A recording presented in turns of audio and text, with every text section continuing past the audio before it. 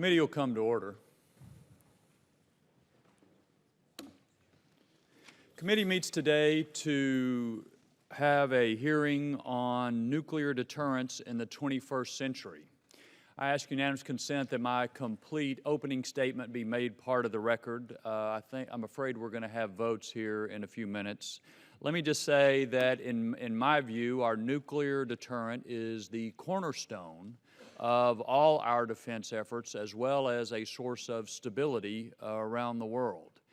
And in my opinion, for too long we have taken it for granted, neglecting the systems, the infrastructure, and the people involved in making all of those complex machines safe, reliable, and effective. Unfortunately, the investment that we have made in delivery systems and weapons in the past are all aging out about the same time, and that presents us with a substantial challenge, especially when we merge that with what other nations are doing. The committee has had a series of events over the course of the past week or so, classified and unclassified, looking at various aspects of this problem. I understand the Oversight and Investigation Subcommittee will have a further hearing on this matter this afternoon. So I think it's very appropriate that we have our witnesses with us today to examine some of these issues. I will look forward to introducing them in just a moment, but Mr. Smith has been detained for a brief period, and in his absence, I'd yield to the distinguished gentleman from Rhode Island for any comments he'd like to make. Thank you, Mr. Chairman. I want to, on behalf of Ranking Member Smith and the committee, welcome our witnesses here today. Look forward to your testimony. Mr. Smith is at his physical therapy appointment and will be here shortly once that concludes. But he welcomes you, and in interest of time, Mr. Chairman, given the fact that votes are going to be called, without objection, I'll submit Mr. Smith's full statement for the record, and I will yield back. I thank the gentleman. Without objection, it is so ordered. Again, let me welcome our distinguished witnesses today. I think your presence is evidence of the seriousness with which the administration takes this issue. We're pleased to welcome the Deputy Secretary of Defense, Robert Work, the Deputy Secretary of Energy, Elizabeth Sherwood Randall, and the Vice Chairman of the Joint Chiefs of Staff, Admiral James Sandy Winfield.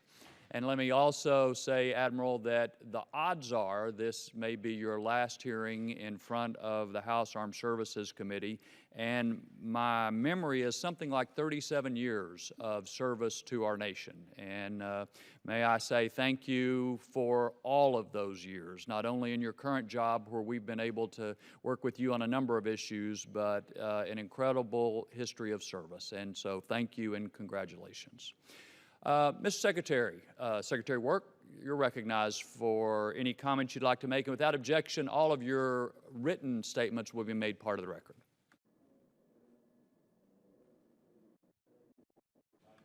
Mr. Secretary, you may have to punch the button and get the microphone right in front of you. Thank you. Thank you, sir. I want to thank you and the members of the committee for the support that you continue to show for our men and women in uniform, our Department of Defense civilians and their families. Secretary Carter and I and everyone in the department greatly appreciate it. We simply couldn't maintain the finest fighting force in the world without your help and without everything that you have provided us. I'm really delighted to be here this morning with Dr. Liz Randall Sherwood from the Department of Energy, and as you said, the Vice Chairman, to talk about this very important subject, nuclear policy, forces, and modernization.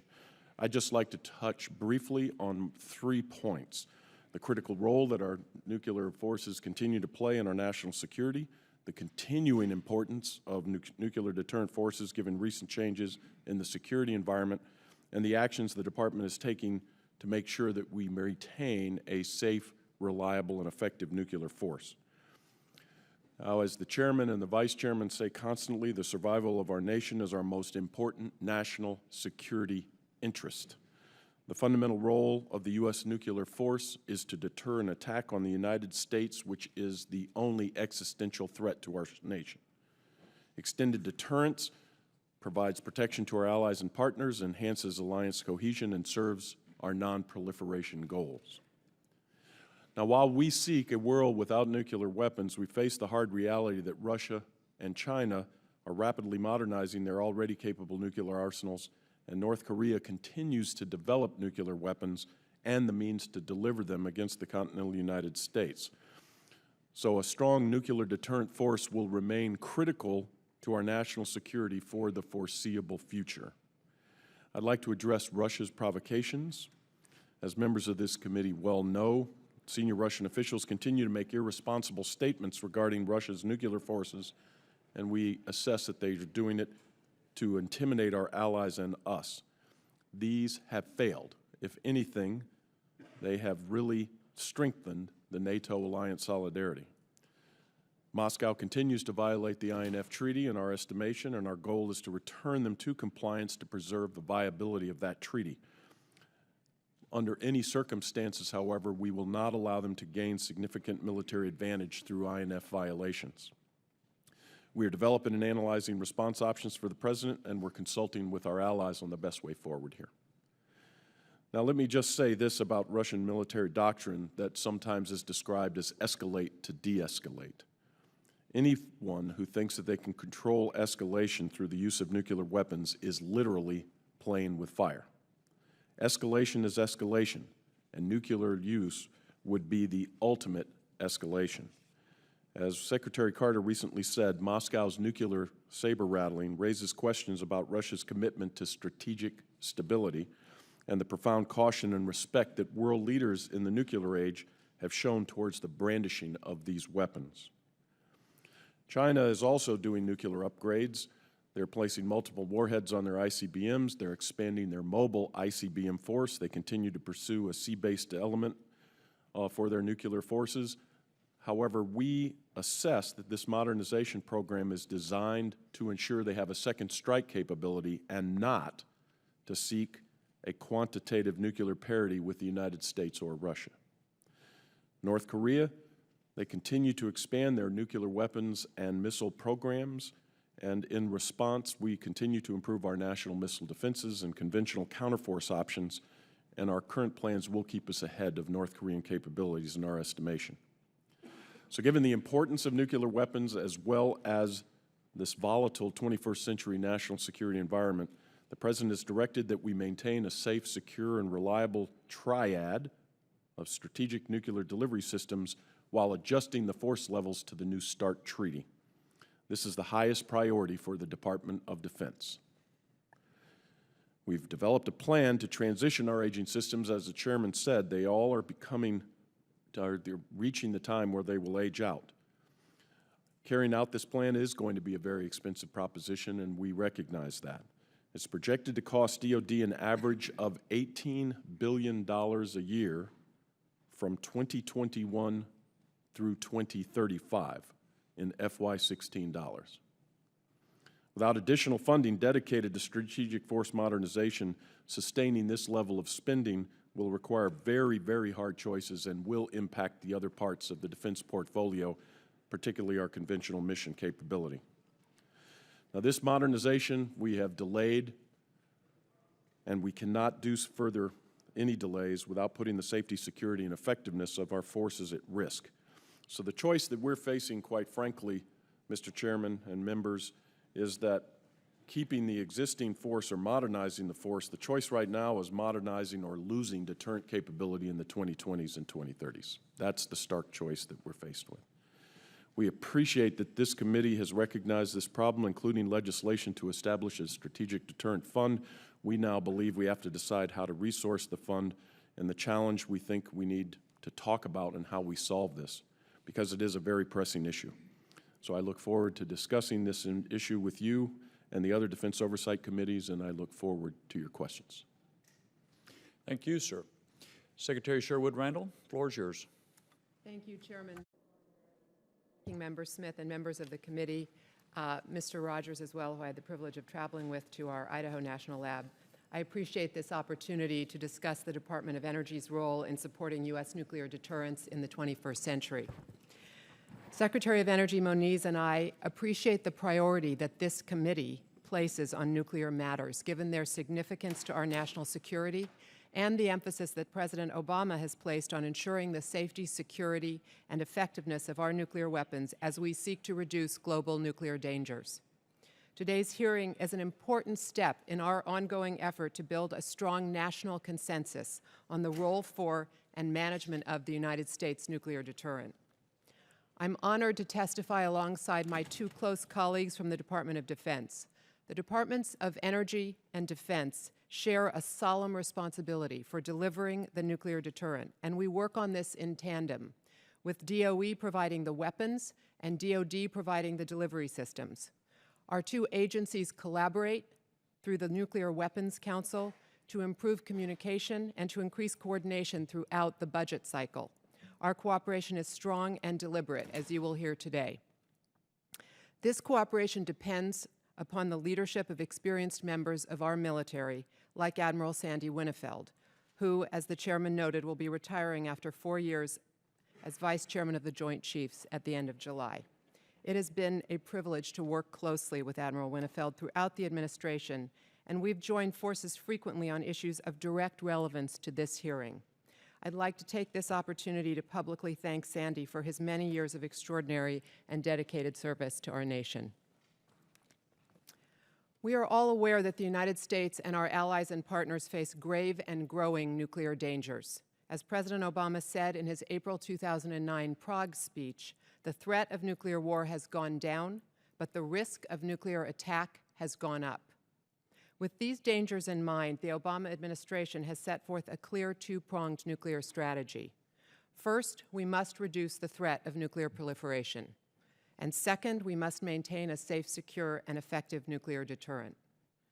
At DOE, we are charged with playing a significant role in implementing both elements of the President's nuclear strategy. This is a no-fail mission in which we must provide a safe, secure, and effective nuclear deterrent without explosive nuclear testing, while also preventing, countering, and responding to proliferation and nuclear terrorism around the world. Indeed, as the United States reduces its nuclear arsenal, DOE's responsibility for maintaining the arsenal's safety, security, and effectiveness becomes all the more important. Infrastructure modernization and the ongoing stockpile stewardship and management program, undergirded by sound science and advanced technology, are necessary to ensure the ability of the United States to meet 21st century threats. The Stockpile Stewardship Program is one of DOE's most remarkable achievements of the past 2 decades. Every year, DOE has enabled the Secretaries of Defense and Energy, together with the directors of Livermore, Los Alamos, and Sandia National Laboratories, the Nuclear Weapons Council, and the commander of the U.S. Strategic Command, to certify to the President that our nuclear stockpile is safe, secure, and reliable. And for the past 20 years, DOE's scientific and technological expertise has achieved this without explosive nuclear testing. In fact, our labs now know more about the physics of the inner workings of the stockpile than they ever did during the days of explosive nuclear testing. Our life extension programs and alterations refurbish, reuse, and replace nuclear components to extend the lifespan of our existing nuclear arsenal and to ensure their continued safety and effectiveness. To maintain confidence in our nuclear arsenal, we must continue to invest in the uniquely skilled nuclear security workforce, as well as the science and infrastructure essential to stockpile stewardship. DOE's National Nuclear Security Administration is responsible for the nuclear security enterprise infrastructure necessary to sustain the stockpile and execute all of our nuclear missions. Some of the physical infrastructure dates back to the days of the Manhattan Project. As many of you have seen with your own eyes, much of it is degrading, has exceeded its useful life, and is in need of substantial maintenance or replacement. Equally important, more than 50% of the NNSA federal workforce will be eligible to retire in the next 5 to 7 years. This wave of retirements requires us to recapitalize our workforce with a successor generation of outstanding talent that is able to carry forward our nuclear mission in this century. Building a responsive infrastructure requires investing in our people, as well as in our new facilities, especially for plutonium and uranium, as well as high explosives, non-nuclear component production, and requisite laboratory and office workspace. Secretary Moniz and I have made reducing the maintenance backlog a key element of the Department's overall infrastructure strategy, and we seek your support for this as well as for the new construction that we need. Your recognition of our critical mission and your support for the life extension programs and a modernized infrastructure are critical to American national security and to the security of our allies and partners around the world. More broadly, the Secretary and I see the implementation of recommendations of the Congressional Advisory Panel on NNSA Governance, also known as the Meese-Augustine Report, as a top priority and one that will enhance our efforts across the nuclear security enterprise. Under Secretary Moniz's leadership, DOE and NNSA have already taken several significant steps to improve the operation and management of the nuclear security enterprise. One of the report's significant findings was the need to rebuild national leadership focus on nuclear security, with a particular emphasis on strengthening regular communications with relevant congressional leaders on policy elements that make up the nuclear security mission. I, along with the NNSA administrator, will lead the implementation group, and I look forward to working with you on this important issue. Your support for our governance agenda will be absolutely critical to our success. As I've already observed, DOE also plays a central role within the U.S. government in implementing nuclear threat reduction activities. Our portfolio of work aimed at preventing, countering, and responding to global nuclear threats is rooted in our capabilities to develop and sustain the U.S. nuclear stockpile and enables us to implement this important dimension of the Prague Agenda. These activities are defense by other means. When we take fissile material off the global playing field or work discreetly to help countries to do a better job of protecting the fissile material that they retain, we defend ourselves and those who share our values from those who would do us harm. For example, NNSA's Office of Defense Nuclear Nonproliferation has safely and securely removed or confirmed the disposition of over 5,359 kilograms of highly enriched uranium and plutonium around the world, which is enough material for more than 200 nuclear weapons. In conclusion, as Deputy Secretary Work has already noted, our nation faces numerous strategic challenges, including the continuous expansion of the Russian and Chinese nuclear programs. In the wake of several difficult years of constrained budgets and fiscal uncertainty, we cannot afford to delay the investments we need to make in our nuclear security enterprise. With your support, we can sustain nuclear deterrence in the 21st century. I thank you for the opportunity to testify today on this vitally important national security issue, and I look forward to your questions. Thank you. Admiral? Chairman Thornberry and distinguished members of the committee, I just missed Ranking Member Smith, but thank you, Mr. Langevin. Thank you for the opportunity to share my perspective on nuclear deterrence, and sir, thank you for your kind words earlier. Very much appreciated. Chairman Dempsey and I view national security decision-making, whether it's the use of force, resource allocation, or assignment of risk, through the lens of a set of prioritized national security interests. It goes without saying, as Deputy Secretary Work alluded, that the survival of our nation ranks first among those interests, followed closely by the need to prevent catastrophic attacks on our nation. Additionally, our extended deterrence commitments help cover our interest in assuring our non-nuclear allies that their security interests will be protected without developing their own nuclear capabilities. It follows that tending to the health of our nuclear deterrent force is the most important thing that we do, representing, as it does, our only way to deter an existential attack from a major nation state, and one of several ways of deterring a smaller attack from a lesser state, and also to assure our allies. We principally accomplish this through our long-proven triad and a combination of forward-deployed weapons and delivery platforms in Europe and the ability to rapidly do the same in the Pacific. However, while our deterrent is healthy today, three factors are contributing to our concern for its future health. First, at the end of the Cold War, many felt that the international system had evolved to the point where a nuclear deterrent was obsolete. However, recent events remind us of the necessity of maintaining a reliable and capable deterrent including a triad, for as long as nuclear weapons exist. We still believe that any reductions in weapons must be done in concert with our potential antagonists, because unilateral gestures of goodwill have little standing with authoritarian regimes. Second, all three legs of our deterrent, their supporting command and control structure, and many of the weapons they employ are coming due for recapitalization within a natural cycle. The fact is that systems age and need to be refreshed, modernized, or replaced. Russia is going through this exact same experience right now. But the unfortunate coincident timing for us, also alluded to by Deputy Secretary Work, in the coming years presents a large bill over a relatively short period of time. And third, this is all happening at a time when our resources are actually decreasing. As it stands, any remaining margin we have for investing in our nuclear deterrent has been steadily whittled away as we've pushed investments further and further into the future. The fact is, there's no slack left in the system. We will need stable, long-term funding to recapitalize this most important element of what we do. We can no longer adjust priorities inside the nuclear portfolio to make things work, to string it along.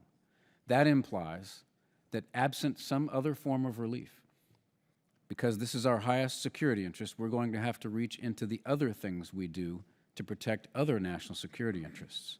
That's going to make many people, both inside and outside DoD, unhappy. For our part, we have been and will continue to exercise the best possible stewardship we can over our resources, and we'll continue working closely with our DOE partners to ensure the viability and affordability of warhead life extension programs and stockpile stewardship. I hope Congress will do its part to help us. Before I conclude, I'd like to thank the members of this committee for your strong support for our nation's men and women in uniform during my tenure as Vice Chairman. And thank you again for the opportunity to appear alongside my colleagues today, and I do look forward to your questions. Thank you, sir.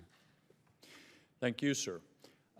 As feared, we have votes on the floor, and so we're going to have to recess, and then we will return as soon as those votes are concluded. And so if the witnesses want to make their way to the anteroom, we will buy you a cup of coffee. I'm not promising how good it is. But with that, the committee will stand in recess, and I'd encourage members to come back right after votes.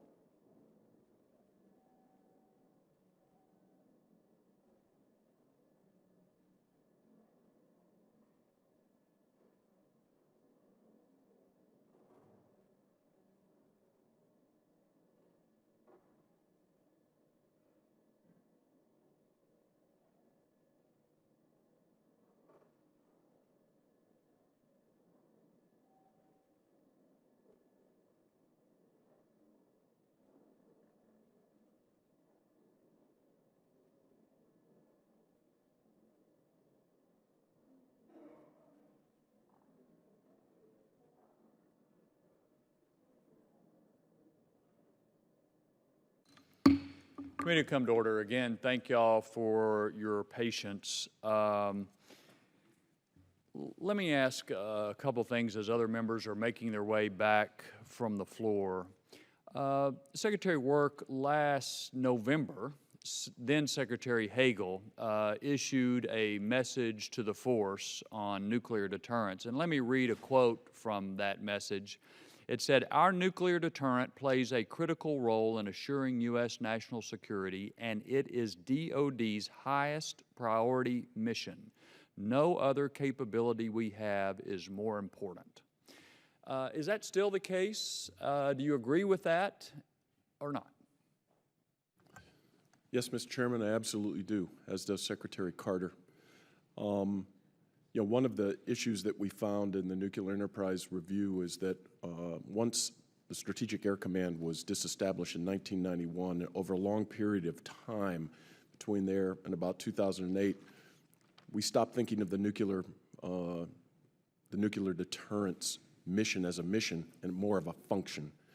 And that resulted in some very, very bad outcomes, which we have been working to try to overcome since 2008. That is why Secretary Hagel said mission. It is a mission. We are looking for people who are responsible for every aspect of the mission. And efficiencies are great for savings when you're looking for functions, but this is really about command responsibility and making sure. So I believe that that is absolutely the case, and I believe the Vice Chairman and the Chairman would agree with it too. Well, let me ask you and Admiral Winnefeld this question, because part of the reaction one gets is, okay, we've been dealing with this for 70 years. It's gone along pretty well. Nothing's really changed. You know, we haven't had nuclear testing since '91 or whatever the date is. So there's really no need to spend all this money because we've been making it okay, and besides, we've got enough weapons to destroy the world several times over. So really, you're just asking us to waste money to put it into the warheads or delivery systems. Now, what would y'all's reaction be to that sort of sentiment? As both the Vice Chairman and I have testified, and I think all of the senior leadership of the department has said, the only existential threat to our nation is a nuclear attack. And the only thing that's more important, I mean, the one step down is preventing a catastrophic attack, which we would believe would be 1 or 2 nuclear weapons being fired at the continental United States or blowing up in the continental United States. So anybody who looks at the way that the international environment is moving, especially the way that Russia has been describing its nuclear deterrent posture, has to say nuclear weapons remain the most important mission we have. This is absolutely critical. We can perform deterrence with a much smaller force than we did in the Cold War. That is true, and that is reflected in the cost of the replacement. It will, the peak of the replacement will be nowhere near the peak of the replacement costs that occurred in the 1960s and the 1980s. So it's a smaller force. It performs an extremely important mission, no more important mission. And I would just say, just look at the international environment. This is not a time for us to say that nuclear weapons are useless. Admiral? Sir, I would add to that very good description of why the deterrent is remains relevant to the fact that it's a capital asset. It's a whole host of capital assets. And like any capital asset, it needs to be maintained. It needs to be refurbished, refreshed, modernized. And as we've mentioned earlier, it's all coming due at the same time. Just as an example, I'd point out that the air-launched cruise missile was designed to last 10 years. It's lasted 2 decades beyond that 10-year initial life, and we need to recapitalize that asset. And that's just one small slice of the need to do that. Finally, y'all have all mentioned the cost of all of these systems aging out at the same time. I think yesterday or day before yesterday, the Center for Strategic and Budgetary Assessment, CSBA, released at least a preliminary study entitled, "Are U.S. Nuclear Forces Unaffordable?" And their analysis, looking at various budget requests from now till FY 2039 was that at no point would the nuclear forces share of national defense be more than 5% of the defense budget. Does that sound about right based on the projections that y'all have looked at? We believe that they did a credible study. The big difference between their estimates and ours is they only included the long-range bomber, just a small portion of the entire program for the nuclear mission. We would say that it would take 7% of our budget. Right now, we're spending about 3%. So about doubling the level of effort that we're doing now to sustain the force, it would require about 7%. They were also correct on the time where we would peak out, generally around 2026 and 2027. And I would just say, Mr. Chairman, that if you look at the last 2 times, whereas the Vice Chairman said we recapitalized this force, or recapitalized it, the peak is going to be much lower and will be spread out over a longer period of time. So it will average about $18 billion a year. The important thing that they said in that study, sir, is it's a matter of prioritization. And in both of the previous times, we've added money on top of the conventional force mission. So on a flat budget, taking that type of a hit would have a major, major impact on the defense portfolio. Okay. I would just add, I think we differ on the numbers a little bit from that report. It's about 3 to 4% to maintain what we have, and around 7% to maintain what we have and modernize what we have. And I think that it's important to get that number out. Yeah, and I appreciate the difference is how you assign the long-range bomber. But regardless, whether it's 5 or 7% for the highest priority for our national security, it seems to me like it's not completely unreasonable to say that that's in the ballpark. And sir, if I could just add, we've already lost about 10% over the last few years with BCA. Yeah. Stack that on top of it. And the one thing I do agree with the CSBA study on is that if we don't find some other outside relief on this, then we will have to take it out of somewhere else in the defense budget, as the deputy said, as you said. Yep. And there are going to be a lot of people who aren't happy about that because other missions that are important to this country are going to get pushed aside. Fair point. Mr. Cooper. Thank you, Mr. Chairman. Thank you for holding this hearing, and I would like to add my welcome to the witnesses. It's great to have such a distinguished panel before us, and it's great to hear this ringing affirmation for the importance of America's nuclear deterrence, because it's our most important mission, but sometimes a forgotten one, and I appreciate your stressing it to this committee and to the public at large. One of the latest estimates we got was it will take at least $355 billion just to maintain our nuclear stockpile and all the things that go along with it for the next 10 years. And we in Congress have gotten in the bad habit of not paying for things. We really haven't fully funded our military in 15 years. We haven't had a fully funded highway bill in 8 years. So I'm hopeful that my colleagues will hear this message of the importance of this deterrent and not only support it, but start funding it, and start funding it now on a regular schedule. I congratulate the Obama administration because they've taken this very seriously and have funded these priorities. I just hope that as we go through the conference, which I'm proud that our chairman is chairing on the NDAA, we will be able to figure out better solutions for fully funding and not pretending that we're funding things by relying on the so-called OCO, or Overseas Contingency Operation account. But as we deal with these important issues, there are tons of questions to ask, and it's a pleasure to work with Chairman Mike Rogers on the subcommittee where we can focus in more detail on these issues. But whether it's the newest, freshest missileer out in one of the missile fields, or a young sailor on one of the nuclear subs, or somebody who's preparing to fly a strategic bomber that in some cases with the B-52s are older than any of us on the panel, we've got a lot of work to do. But I think the hardest thing is to get the public to understand why we need to spend so much money and be so careful with these incredible weapons that we hope we will never use. That's kind of a paradox, or at least an anomaly that some people don't quite want to wrap their heads around. But I'm appreciative of y'all devoting your careers to making this nuclear deterrence real, and I hope that we will figure out ways to counter, like Vladimir Putin's doctrine of nuclear escalatory dominance. And that's something that I see as one of the main threats, and I would welcome any of the panelists' comments on that.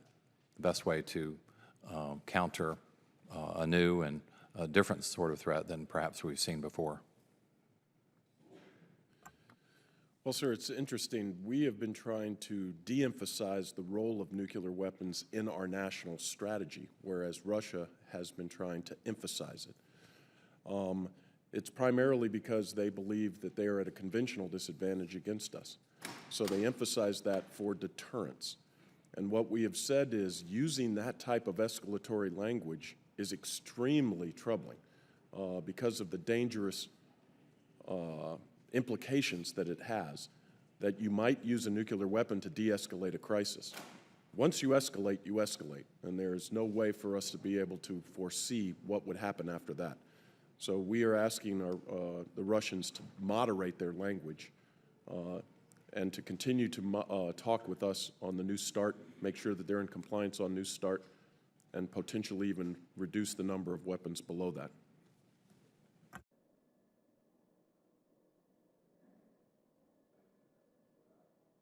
Thank you. Mr. Forbes. Mr. Chairman, thank you for this hearing, and to each of our witnesses, thank you for your commitment to our country. Secretary Work, we are very fortunate to have you with your analytical skills and your vision for national defense, and we appreciate what you do. And Admiral, you have brought just a wealth of experience and wisdom to this position, and we thank you for that. And before you leave, I just want to pick just a little bit of that from you. And you know, part of our nuclear program is not only what we do, but what we keep others from taking from us, perhaps, or stealing from us. And we all know that China is committed to more or less stealing our lunch every day through both traditional and cyber espionage. The hack of OPM is just the latest example.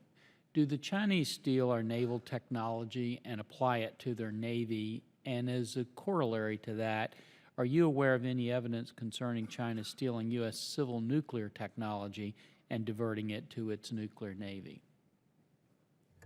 Sir, I'm not personally aware of any instances of another nation stealing our nuclear technology and applying it to their Navy, including China. That may be happening. I'm just not briefed on any intelligence that would implicate that.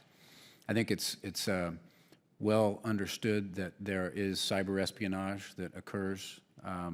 We have concerns from time to time about our cleared defense contractors, for example, and their cybersecurity.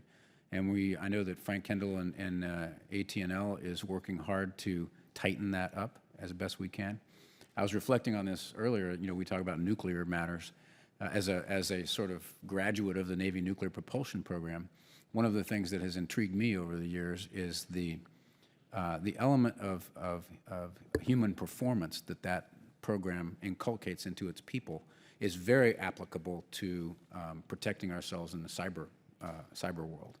And we're investigating how we can go about inculcating some of those principles into our workforce so that we can stop any, or at least minimize the amount of cyber espionage that we experience.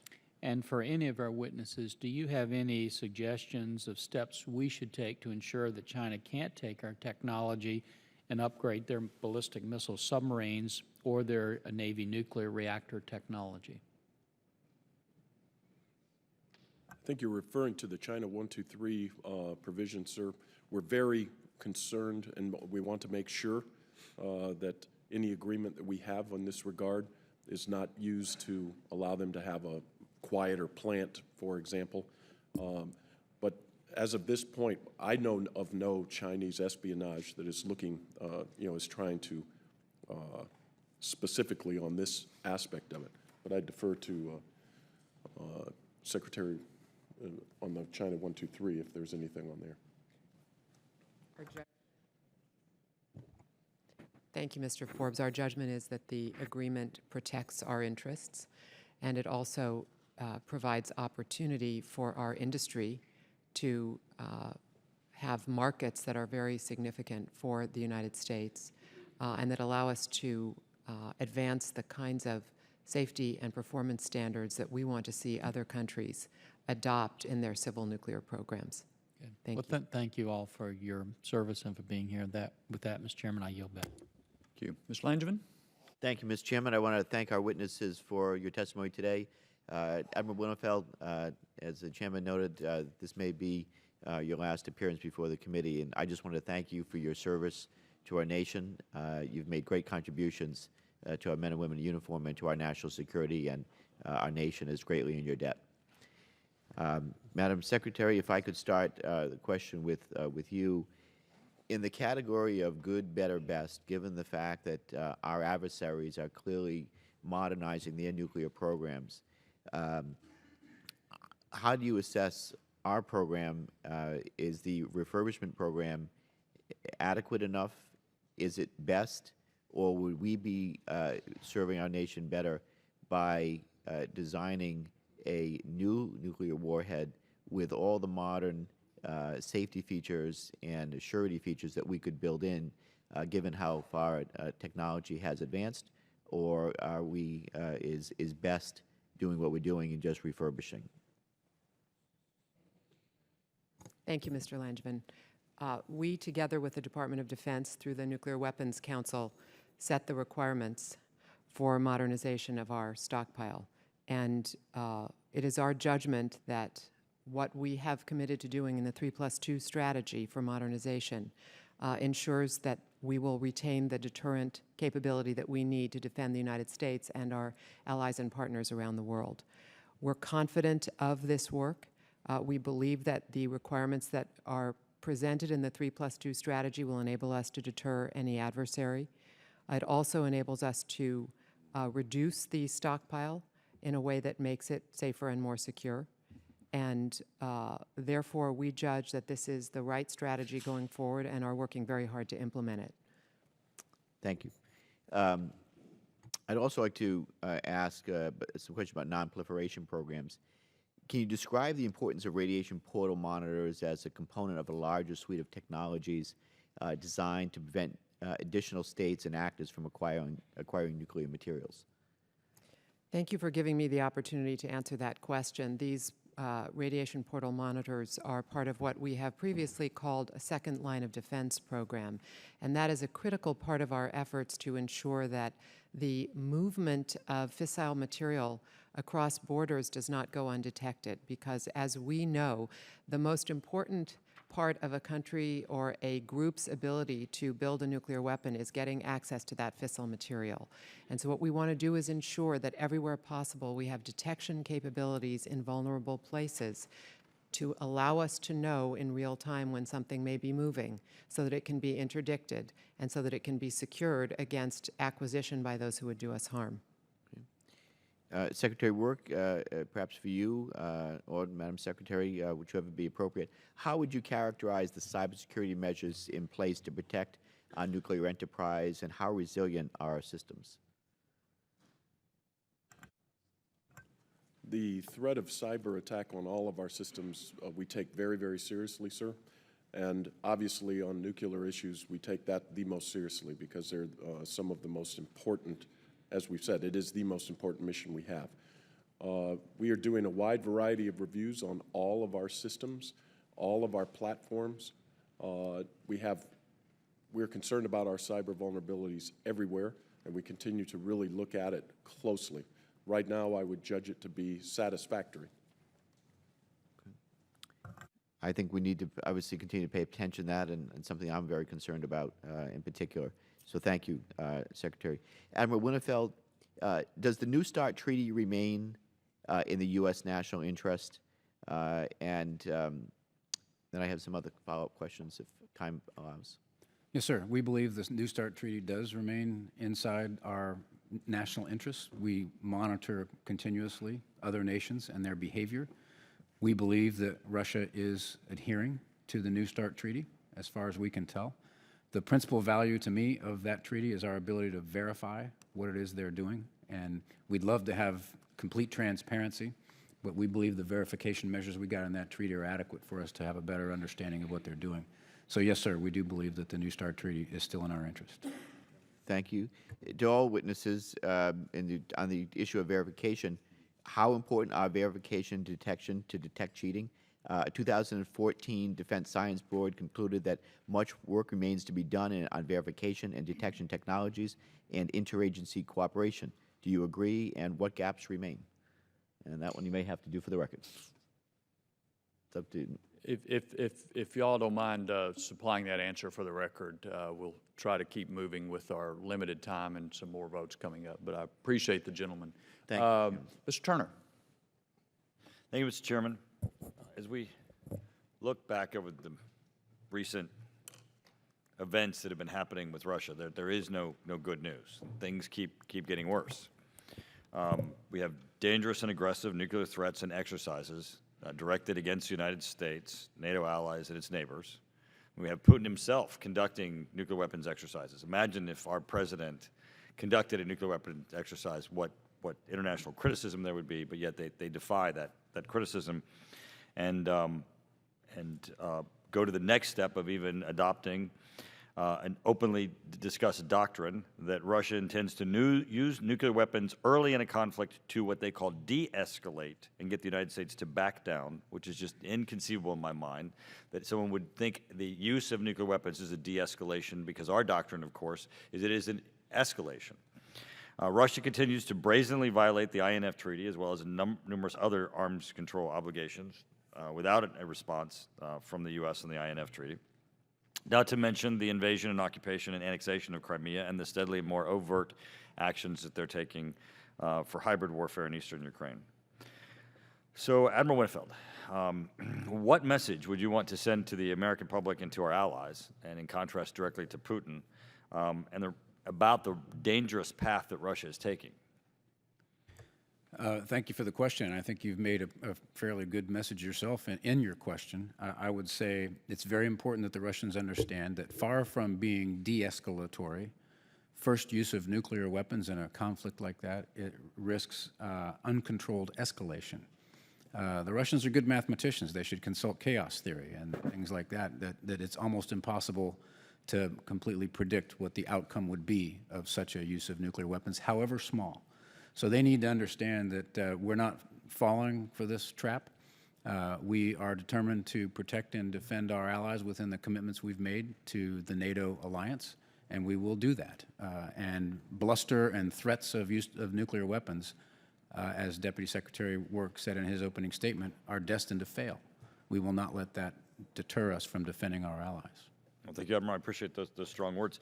When you look at Russia's actions, hybrid warfare, aggressive behavior, invading Ukraine, occupying Crimea, threatening NATO and non-NATO nations with nuclear retaliation and military action if they participate in either NATO or in missile defense deployment, and then with the buzzing of ships and aircrafts and the approaching in very aggressive manner, both our allies and our NATO allies.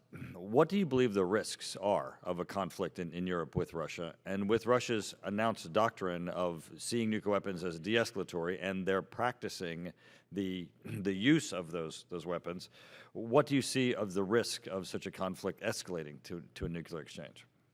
Sir, I'd obviously want to defer to an intelligence person to really crisply assess the risk of something like that happening. So in my non-intelligence role, the risk is certainly not smaller than it used to be, based on all the rhetoric and all the actions that President Putin and Russia have taken. But I do think they understand that we have a red line there. I do think they understand that we've got considerable capability to frustrate any moves that he might make in Europe. And at the end of the day, I believe that they will take that very seriously.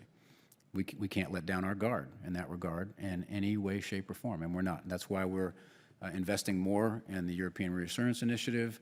Our very capable commander of European Command, who also happens to be SACEUR, is very active in reassuring our allies and taking the right steps, we believe, to make sure that reassurance is backed with actual capability. I appreciate those strong words because I think that in the rhetoric from Russia, it's hybrid warfare that is undertaken, its aggressiveness, its threats to its neighbors, its deployment of new and threatening systems, and in the exercises that it's undertaking. They need to hear those words from the United States, that our military is strong and that we view our obligations to our allies as absolute. Thank you, Admiral. Thank you. Mr. Courtney. Thank you, Mr. Chairman, and thank you to the witnesses for your testimony today. Mr. Wark, I want to just sort of focus on your comments on the Ohio Replacement Program, which, again, you say all the right things about the fact that there's going to be this relatively short period of cost that is going to capsize the normal levels of the shipbuilding account.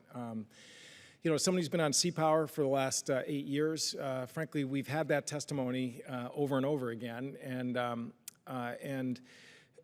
are many times I sympathize with the administration coming up here and talking about sequestration because, you know, that's our job to fix that. But in this case, you know, I would like to just sort of observe that, you know, what we have done on this side in terms of Ohio is actually set up a mechanism to try and provide a positive solution to the problem. And so we set up the account last year. This year we're actually talking about activating the account and also empowering the Navy through incremental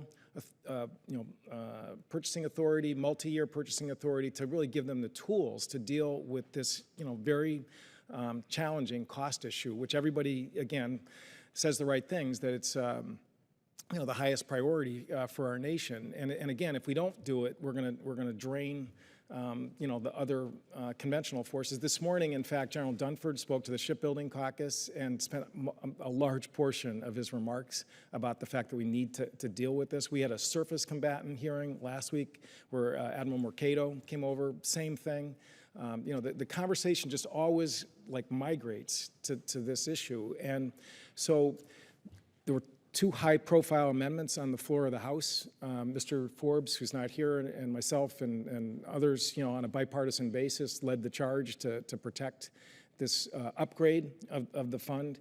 321 to 111, 74% in the House Republican caucus, 74% in the House Democratic caucus. So people are actually starting to get to the point where we as your comments are, we need to think about this. I mean, we're past that, very frankly. We're ready to act. And what I'm asking you is that, you know, if you don't like the Sea-Based Deterrence Fund, fine, you know, then, you know, but come back to us with something. But, you know, you just get the impression that the budget planners at the Pentagon and the administration are just spectators here in terms of us trying to come up with a fix to this that will avoid all of the negative fallout, which, again, you described very powerfully here this morning. So I was just wondering if you could, you know, just share what your thoughts in terms of our work that we're doing on this, in terms of whether, you know, at some point you guys are prepared to embrace it and help us advance what I think is a solution that has precedent in the past in terms of the Sea Lift Fund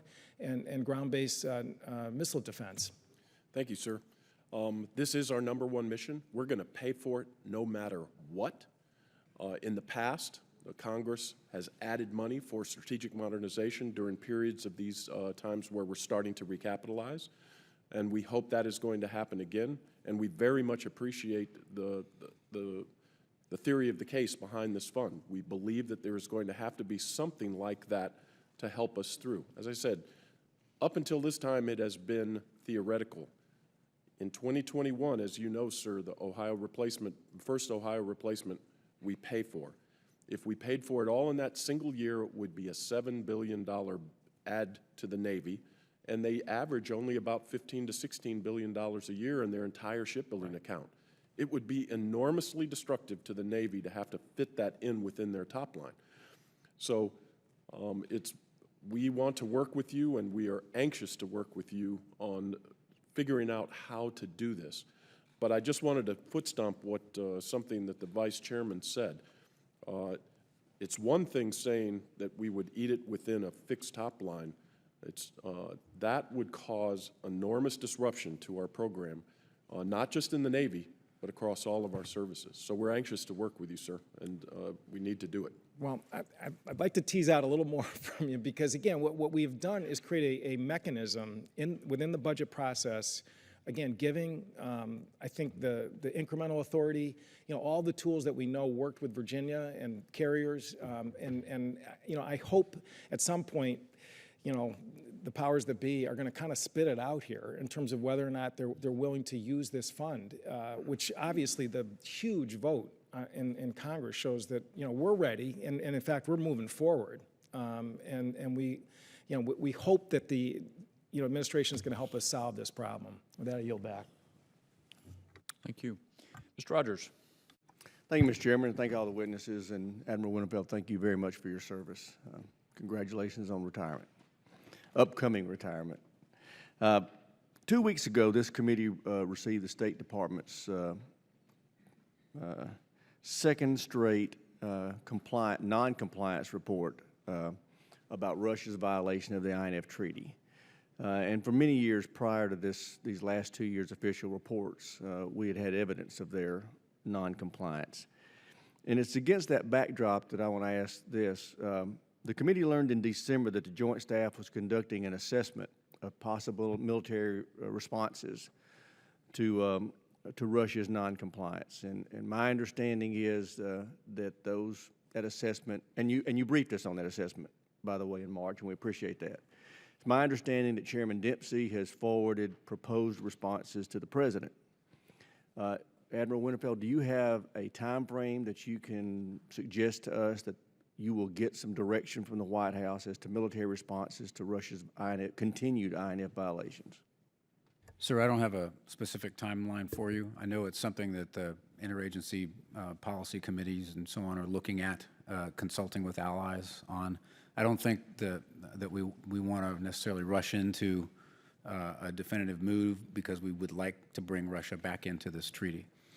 But there's no question, as you point out, that we've got options at hand that I can't really discuss in an unclassified hearing, but those options are available for use. Some of them are expensive. None of them contribute to Russia's security, and they need to understand that. They need to come back inside this treaty. In all difference, we're not rushing into anything. This has been going on for years. It's just the last 2 years that the administration's officially recognized it. He is playing us along, and we're just letting him. And I just don't understand why it continues to go on. I know you're not the president, and you can't tell him what to do, but we need to be making some decisions and doing something proactively, which leads me to my next question. I'm really worried about, Secretary Work talked about the provocative statements, and I think you made reference to it, that the Russian military leadership has made toward our NATO allies, trying to jar their resolve. And I'm worried about them fracturing NATO. So I guess my question is, what is the U.S. doing to alert our NATO allies to the seriousness of Russia's violation and the threat that they pose? And then what are we doing to reassure them that we're going to be there and everything's going to be okay? Sir, we've had very close consultations with our NATO partners on the nature of the Russian violation of the INF Treaty. They're well aware of that, the fact of, and that we still remain deeply committed to our Article 5 obligations with NATO. Secretary Carter's over there today with the NATO ministerial. I'm sure he's discussing this with them both in the major forums and also on his pull-asides that he has with various NATO leaders. But the NATO leadership there of the various partners and of the NATO command structure are very well aware of this and very well aware that we are determined to not permit the violation of the INF Treaty to create a greater threat to NATO than currently exists. Do you believe, because I was just there, I've been there twice in Eastern Europe in the last 6 months, most recently with the full committee chairman, they're very concerned about our resolve. Do you believe that we are being muscular enough in our military posture in the region to reassure them? I would challenge their concerns about our resolve. We are trying to help buttress their resolve. We are one of the very few nations in NATO that has met the 2% investment obligation of GDP. Secretary Carter's over there right now encouraging the rest of them. And in fact, that's quite a topic of discussion right now in Brussels in terms of getting the rest of the alliance to reach its commitment of 2% of GDP funding for defense. So we are reassuring them. They should be well aware of our firm commitment based on what we've done lately with the European Reassurance Initiative, thankfully with the support of Congress, and all of the actions that we've been taking. They see that very inadequate, and we met with defense ministers and presidents of 4 different Eastern European countries, allies, and they see that as a limp-wristed reassurance, the ERI. And but anyway, my time has expired. I look forward to my next series of questions. Thank you, Mr. Chairman. Thank you. Mr. Garamendi? Thank you, Mr. Chairman. I take this in a little different direction, and my questions will go to Secretary Sherwood Randall. And they deal with the new pit facilities. And if you could explain the rationale behind the need for 50 to 80 capacity, at the cost associated with that, and then a discussion of the need. Well, let's go there, and then another question after that. Thank you, Mr. Garamendi. I'll begin by noting that in the questions that have recently been asked, for example, by Chairman Rogers, we understand the need for a fully responsive nuclear infrastructure given the dynamic threat environment that we face. And one aspect of that approved by the Nuclear Weapons Council is the plutonium strategy, which requires us to meet certain targets in terms of production of plutonium pits over the coming decades.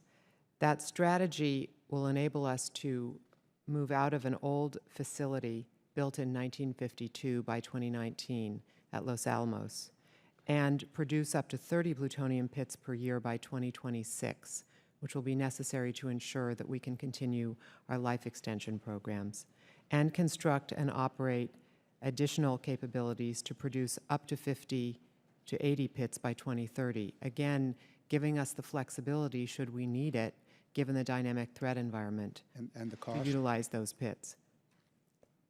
And the cost associated with those pits, with that strategy, I will have to come back to you with an answer It would seem to me for the record. you would want to know that at the outset.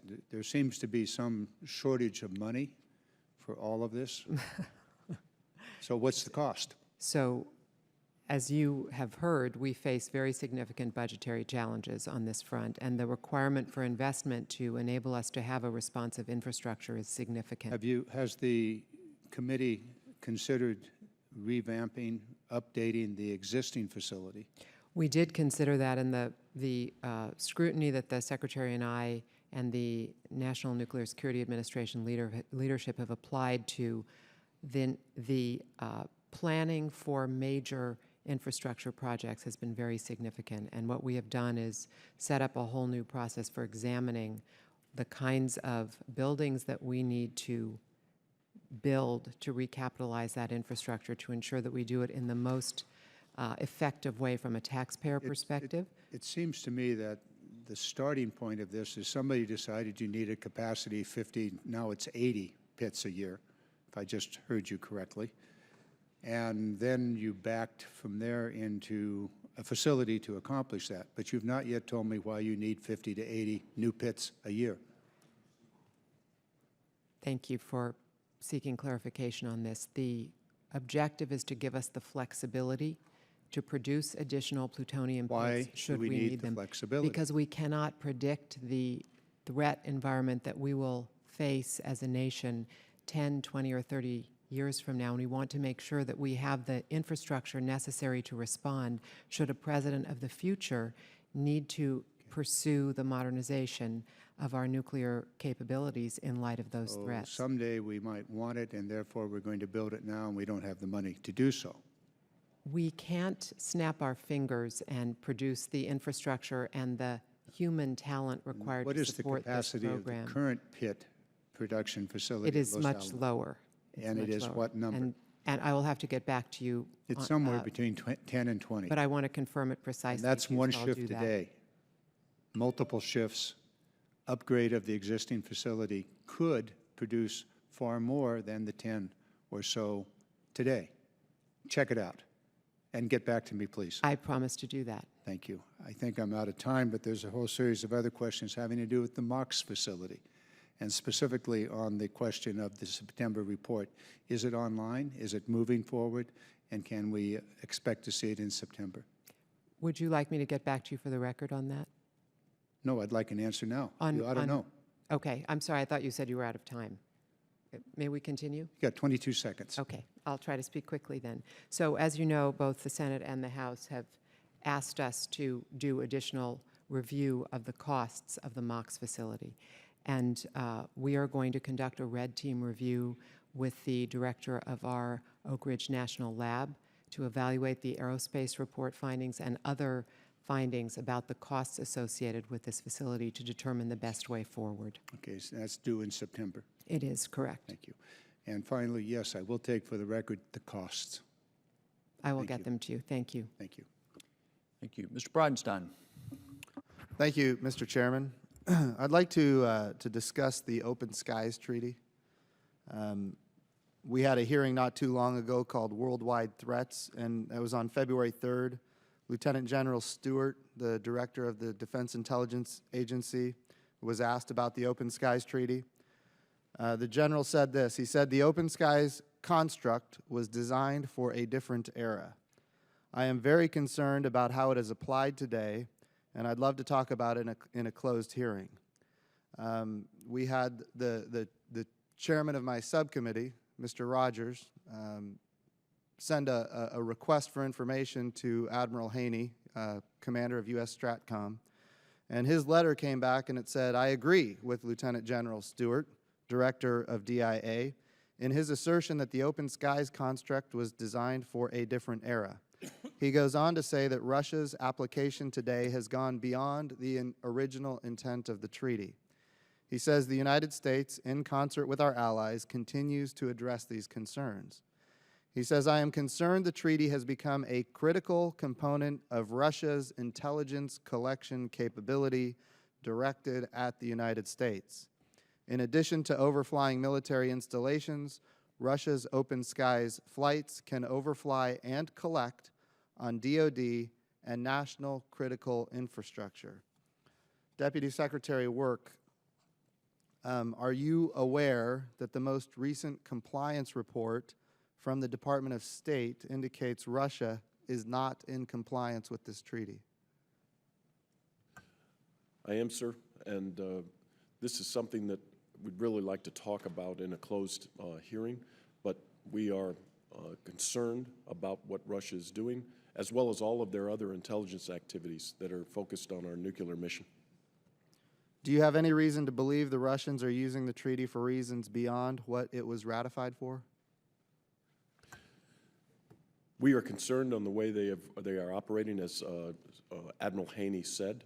We think that they're going beyond the original intent of the treaty, and we continue to look at this one very, very closely. So the Russians have requested that we continue this treaty and that they are able to use even more advanced sensors. Do you believe it is prudent to accede to Russian proposals to fly increasingly advanced sensors over the United States? That's in discussion right now, sir, inside the department. So would you say that you don't have an opinion on that at this point, or? Not until we look at all of the different aspects. Okay. This is an issue that is going to continue to be of high interest. I know it to me, and of course to the chairman of the Strategic Forces Subcommittee, Mr. Rogers, whose committee I'm honored to serve on. Also for you, Deputy Secretary Work, is Russia modernizing its nuclear forces to include developing and deploying new types of ICBMs and submarine-launched ballistic missiles? Yes, they are undergoing, as the Vice Chairman said, a wide-ranging modernization of their entire nuclear force. Is China modernizing, including new types of ICBMs and SLBMs? Yes, they are modernizing both the warheads that are on their silo-based missiles as well as deploying road-mobile missiles. Are we, as the United States, modernizing to include new types of ICBMs and SLBMs? Right now, our modernization plan is to replace the Minuteman III with a ground-based strategic deterrent, to replace our Trident force with the Ohio replacement platforms, to replace our bombers with the long-range bomber, and to replace our air-launched cruise missile with the long-range a new long-range. So we are maintaining our current strategic deterrent while they are creating new and more advanced strategic deterrent capabilities. Do you agree with that? Well, it's just on their timeline, the Russian timeline. Their system started to age out before ours, so they're in the midst of their modernization cycle, as the Vice Chairman said. Our cycle is coming up in the 2020s and early 2030s. So, but remember, they are advancing beyond where they currently are, and we are staying stagnant. Is that correct? I mean, I understand we're modernizing what we currently have, but we're not creating any new technologies. They are, again, they're replacing old systems with new systems. That is correct, Congressman. And but they're staying within the New START in our estimation, so they're not increasing the size of their force. I've just got a few seconds left. I heard you earlier. You mentioned that that there was. We'll take it offline. We'll ask questions later. Thank you, Mr. Chairman. I yield back. Appreciate if the gentleman wishes to submit questions in writing, of course. I'm sure the witnesses will be able to respond. Ranking member. Thank you, Mr. Chairman. I apologize for being absent earlier. I had a physical this morning that went on and on and on and on. Took forever. I wanted to be sure and be here for one thing to thank Admiral Winnefeld for his service. And, you know, we've joked with General Dempsey. We've had numerous last hearings for him. So we dare not make a prediction. You may be back. Who knows? But if this is your last hearing, just want to thank you very much for a great working relationship and for your service. You've done a fantastic job. And following up on the last point there, Russia may be modernizing, but a nuclear weapon's a nuclear weapon. It's pretty powerful. We have, you know, I think 4,800 and some odd of them, and submarine-based, ICM-based, bomber-based. It's not like the Russians are building something that gives them some new technical advantage. Correct? I think the only exception to that would concern me is that the greater shift towards mobile missiles in their ICBM force. Their submarine-launched ballistic missile force, even with their improvements, is not as good as ours. Sure. Their bomber leg is not as good as ours, but I think the mobile missiles is probably of a greater concern. But the advantage of the mobile thing is it would be hard for us to hit it in a first strike. But with 4,800 nuclear weapons, we could hit them pretty hard, even if we couldn't necessarily hit the mobile nuclear missiles, correct? They are not invulnerable, yes, sir. Yeah. And so I think that the larger point, and we get bogged down in this modernization debate, and I think the more important debate is what is our deterrence strategy. Because look, if it comes to it, A, bad, all bad, no matter what. B, we got plenty of firepower under just about any scenario that you're going to see to basically destroy the planet in combination, with whatever the Russians do. Now, we have to make sure that we maintain that we upgrade systems that are failing, falling offline, all that. And I understand all of that. But I think obsessing over, oh my gosh, they're a little bit more mobile. It's a nuclear weapon, which I forget the number, but it's like thousands of times more powerful than either of the bombs we dropped on Japan in World War II. So it's a pretty significant deterrent. I think the larger, more difficult question is, what is our deterrence policy, and how well do we understand that within the Pentagon? And, we had deterrence policy during the Cold War, which was basically, we felt that the Soviets had us, outmanned in Europe conventionally. And so part of our deterrence policy was you go too far in Western Europe and we'll nuke you. And it worked. I mean, they went into Czechoslovakia, they went into Hungary, they pushed the envelope a little bit. But what is our policy on, when we would do first use? What if they go into a NATO country and start messing with them?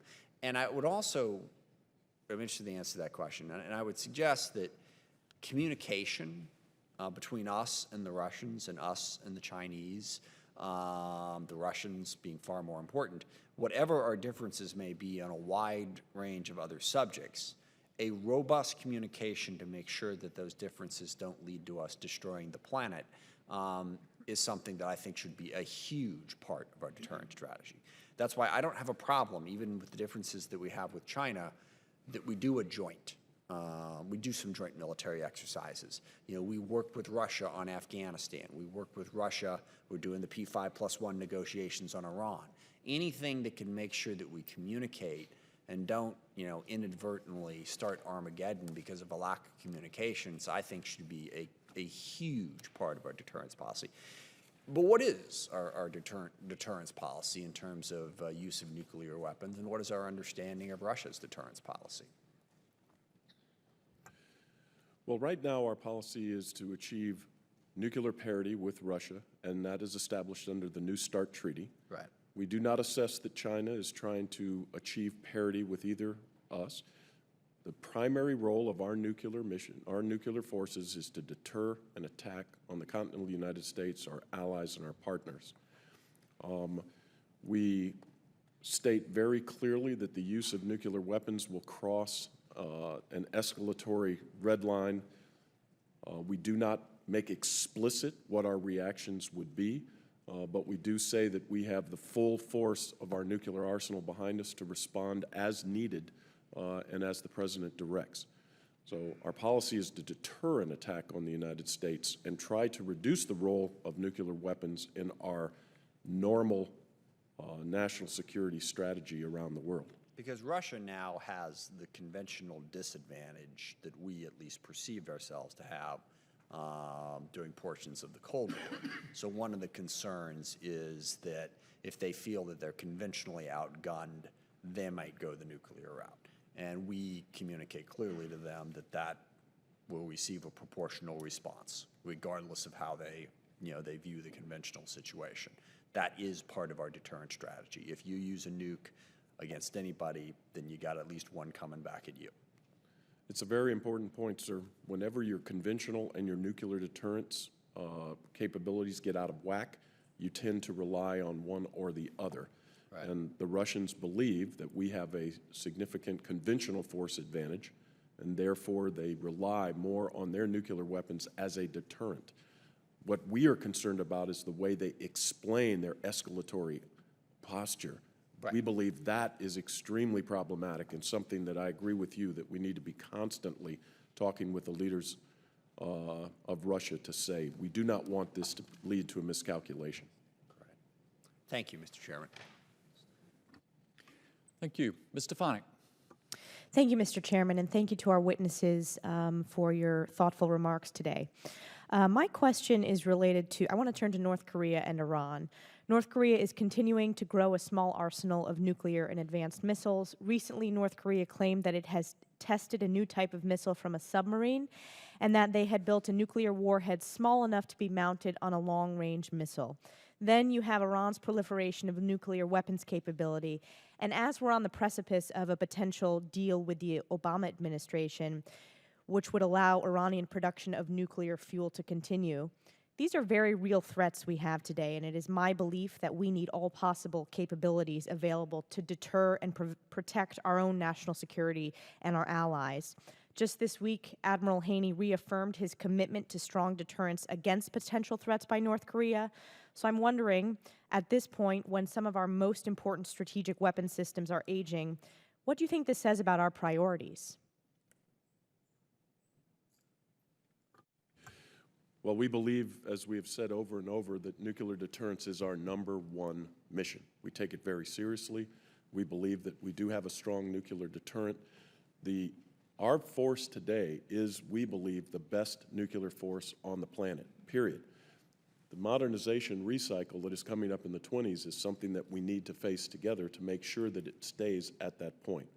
We're absolutely confident that we can stay ahead of the capabilities that the North Koreans, and as the President said, we are absolutely committed to preventing them from acquiring a nuclear weapon. Thank you. My next question, I wanted to ask about the President's decision to reject de-alerting the U.S. ICBM forces. President Obama's nuclear employment guidance rejects the notion of de-alerting U.S. nuclear forces while continuing to examine options to reduce the role of launch under attack in U.S. planning. Can you explain why the President made this decision? It's very simple that when everyone de-alerts, the race to alert, it becomes escalatory and provides incentives for another side to try to preempt before you can raise your alert level. Therefore, it was decided that a de-alert posture would actually raise the possibility of a miscalculation, and we decided against that. Are there any other comments from the other witnesses? I'd just say there is an awful lot of folklore out there regarding the alert piece of this, that it puts our nuclear weapons on a hair trigger. And the fact of the matter is that they're not on a hair trigger. The system is designed such that there's exquisite control over the employment of a nuclear weapon. The president is the only person who can actually authorize that, and it is not possible to launch one unless he does that. You can't have a rogue actor down there somewhere in a silo actually launching a weapon. So the benefits of de-alerting in terms of preventing an accidental launch are very small, where the drawbacks that Deputy Secretary Work pointed out are substantial. We do open ocean targeting of our submarine launch ballistic missiles, and we have de-alerted our bombers. So we do believe we've taken the prudent steps to make sure that we're de-emphasizing a hair trigger response, as the Vice Chairman said, but we thought that de-alerting ICBMs would actually cause us more problems than it would solve. Thank you very much. I yield back. Thank you. Ms. Davis.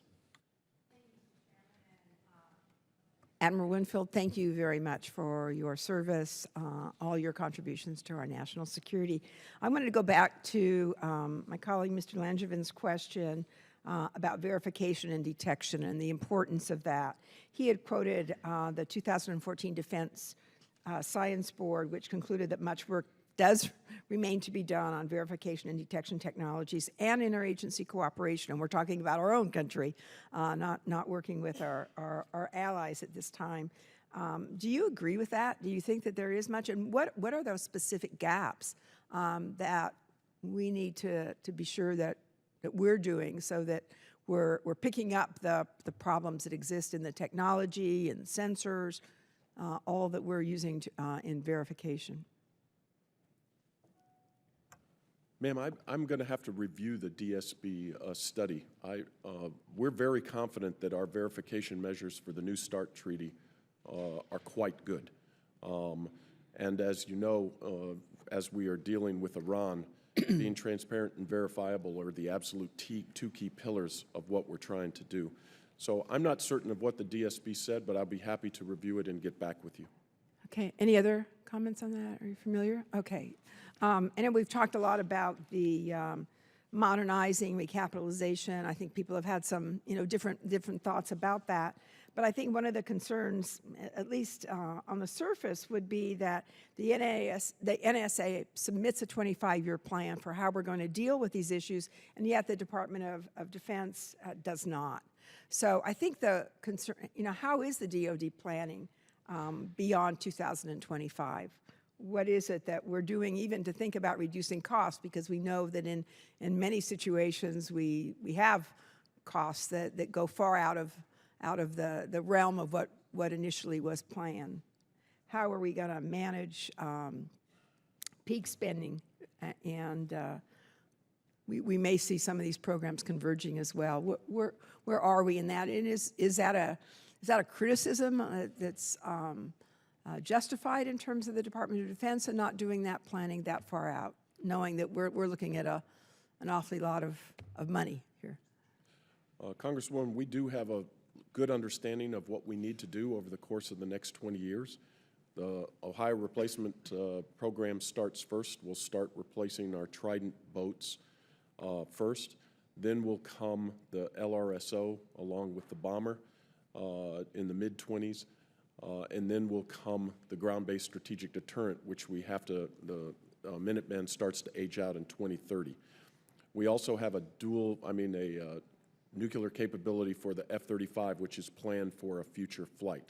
So we understand the general costs of all these. We understand how they will unfold. 20-year cost estimates are uncertain, but we can provide you with our estimates over this period. We have we're quite confident we understand what we have to replace, the timing we have to replace, and the rough costs that will require us now. Is there, do you think, though, in terms of working along the same lines of NSSA, that you're meeting those requirements? Ma'am, we have a very good discussion through the avenue of the Nuclear Weapons Council with NNSA. And we, I think, do a pretty good job of trying to synchronize our programs. And the LRSO is a classic example of trying to make sure that the life extension program for the W-80 warhead would be synchronized well with the introduction of that new weapon system. So, and we submit a 5-year future years defense plan, which is a detailed program, but we plan well beyond that. The program managers, the services, and the like have very detailed understanding of how those programs propagate out through decades, to include life cycle costs and the whole piece. And we'd be happy to come brief you on that if you'd like. All right, great. Thank you very much. Thanks again for your service. I had just a handful of follow-ups. Ms. Secretary, editorial comment, saying something is a red line doesn't quite have the punch it once did. And I think that's part of Mr. Rogers' point about allies who are concerned about our reliability. And so that's at least what we hear as we travel, not just in Eastern Europe, but in other places. Admiral, I want to take advantage of 37 years on a question. Obviously, at one point, the subject of nuclear deterrence received a tremendous amount of attention, intellectual energy, planning, and then it didn't. And while understandably we have been focused so much on terrorism and other challenges, now we're having to kind of not reinvent, but to develop those skills again, to put that emphasis, I think, on nuclear deterrence and its credibility, which is really, to me, the key characteristic in all of this. So I'd be interested in your view. Are we there where we need to, as far as especially the intellectual planning and firepower on nuclear deterrence? I think that's an excellent question, point well taken. And the way I would approach the answer is that across the broad intellectual base of the military, let's say, especially in the senior officers corps, I would say 05 and above, how steeped have we educated our broad workforce in nuclear deterrence matters? When they attend war colleges, they get a good dose of it, and they may hear about it, read particular articles and the like on their own. But I would tend to agree with you that over the last 15 years or so, particularly since we've been in the post-9/11 era, that a substantial share of our intellectual bandwidth has been shifted over towards counterterrorism and the like. I would also say, though, that in the niche that is the nuclear business, and I have a wonderful Air Force officer here with me, Major General Tom Boussier, who's grown up in that business. They're still doing pretty well. The Strategic Command folks, the Air Force, Navy, nuclear deterrence community has retained its interest and focus on this particular mission. So I think we're doing okay in that stovepipe, but I think your point is well taken, that we need to make sure that we are emerging from this last 15 years that we've been in and make sure that the broader force has a robust understanding of this question. It's a good point. Well, especially as the Russians seem to broaden the circumstances under which at least they threaten to use nuclear weapons. I want to ask one other question here about this idea that a nuke is a nuke is a nuke. I'm old enough to remember a debate in the 1970s about a neutron bomb, which is a nuke, but it has very different characteristics than the existing weapons that we have. And my understanding is a variety of actors around the world are developing new weapons in the sense that it's not just replacing what they had, but it is adding weapons with some different characteristics, which gets, in my mind, back to this credibility issue. And as you know, the argument has been that our very large nuclear weapons that were designed for a Cold War exchange are not as credible as other weapons might be in a different strategic landscape. Would you care to comment on that? Yes, sir. Two things. One, I would say that we do have a range of, for lack of a better word, dialability in some of our weapons, so that we do have low-yield weapons that we can call upon to, for the President to use if he sees fit. So we don't have a lot of work going on in vastly different weapons, like a neutron weapon or something like that. But in terms of the scale of scalability of a nuclear detonation, we can cover that fairly well. What I spend more of my time worrying about is the delivery systems, making sure that they are modern in the sense of reliable. They're not old, but that they're also incorporating new technology. And I would contend that the systems that we are developing now to deliver these weapons, should it be necessary, hopefully it won't be, are very advanced. The LRS-B is going to be a very advanced bomber. The Ohio replacement submarine is going to be very quiet. It's going to be a very capable boat. And the ground-based strategic deterrent will, of course, be better than what we have now. So we are making more than just incremental, but less than, major changes in how we deliver these things. But I also think we have the array of scalability on our nuclear weapons where we need it to be. Yeah, I just think, as Ms. Davis said, I think there gets to be a little confusion. We talk about modernizing. Well, it's one thing to replace something with something that's just like it, but as you point out, whether we're talking delivery systems or the warheads themselves, our adversaries are not, Russians, for example, are not replacing a system with this exact same system, just made newer. It has different characteristics, and I think we have to keep that in mind. Madam Secretary, I want to get back to responsive infrastructure right quick. A lot of what we have under New START is a lot fewer weapons, but part of the agreement was we would have a more responsive infrastructure and ability to respond quickly to ensure that this deterrent remains credible. Now, you would not say that we have a responsive infrastructure today, right? I believe we do have a responsive infrastructure today, but we must make the investments that I described in my statement that I submitted, as well as my opening remarks. We need to ensure that we retain the capabilities. Admiral Winnefeld and you have just had an exchange about this on the delivery system side. Similarly, on the weapons production side, we need to retain the workforce and we need the infrastructure to support them. And that's the intellectual workforce that we're discussing. The people who are doing the work right now on stockpile stewardship and on modernization are the very people we need to invest in. We need to recruit the next generation of people who will do that work in the future to ensure that we have that responsive infrastructure for decades to come.